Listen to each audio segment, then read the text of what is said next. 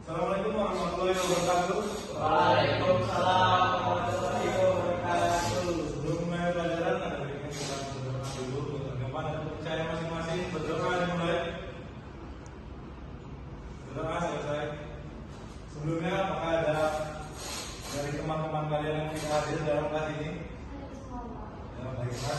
Jika ada semua, kita mulai pelajaran kita hari ini, yaitu menyusun narasi efektif, pengertian struktur, jenis, teknik, dan tips penting dalam menulis narasi. Yang pertama adalah pengertian narasi. Yang tahu tentang pengertian narasi sebelumnya? Ya. Pengertian narasi adalah gaya bahasa yang digunakan untuk menceritakan suatu kejadian atau peristiwa secara beruntun. Narasi memiliki struktur yang jelas dan dapat dibagi menjadi narasi fiksi dan narasi non fiksi. Struktur narasi terdiri dari awal, tengah, dan akhir. Pada bagian awal, narasi memperkenalkan tokoh dan setting. Bagian tengah menggunakan konflik dan peristiwa. Sedangkan bagian akhir menyelesaikan konflik dan memberikan pesan. Selanjutnya, jenis narasi. Ada beberapa jenis narasi antara lain narasi linear yang menceritakan peristiwa tentang narasi non linear yang menghadirkan peristiwa tidak berurutan. Selain itu, terdapat juga narasi orang pertama dan narasi orang ketiga. Selanjutnya adalah teknik menulis narasi. Beberapa teknik menulis narasi yang efektif antara lain adalah pemilihan kata-kata, pengaturan alur cerita, dan penggunaan dialog. Yang memperkaya narasi, teknik ini membantu menciptakan narasi yang mengalir dan menggugah emosi. Dan terakhir adalah tips penting dalam menulis narasi.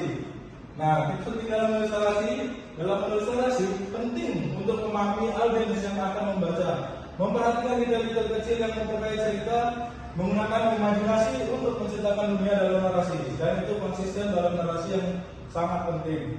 Sampai di sini ada pertanyaan mungkin? Tidak ada pertanyaan? Saya kira tidak ada pertanyaan, saya kira. Silakan. Ada Pak. Apa itu narasi? Narasi adalah sebuah gaya bahasa. Sama, Di sini menjelaskan dari yang digunakan untuk menceritakan suatu kejadian atau peristiwa. Narasi ini seperti kita menceritakan apa yang terjadi.